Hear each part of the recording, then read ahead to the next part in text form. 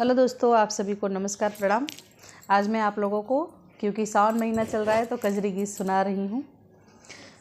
धनी हो लागल सावन महीनवा, चल चली काशी नगरिया ना। धनी हो लागल सावन महीनवा, चल चली शिव के नगरिया ना।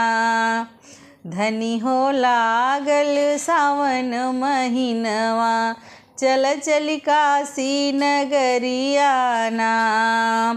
गंगा जल भरी शिव के दुआरे, गंगा जल भरी शिव के दुआरे, मांगी मनौती हाथ पसारे, मांगी मनौती हाथ पसारे। बम बम बम करी दोनों जनवा, चल चल शिव के नगरिया ना। धनी हो लागल सावन महीनवा, चल चली काशी नगरिया ना।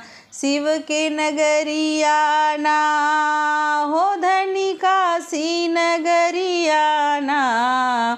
धनी हो लागल सावन महीनवा, चल चली काशी नगरिया ना। शिव के नगरिया ना धनी हो काशी नगरिया ना। धनी हो लागल सावन महीनवा, चल चली काशी नगरिया ना। काशी विश्वनाथ हरि गंगे, डूबी भक्ति के सब रंग में, डूबी भक्ति के सब रंग में। झुर झुर बहेला पूर्वा बयरिया, चल चली काशी नगरिया ना। धनी हो लागल सावन महीनवा, चल चली काशी नगरिया ना।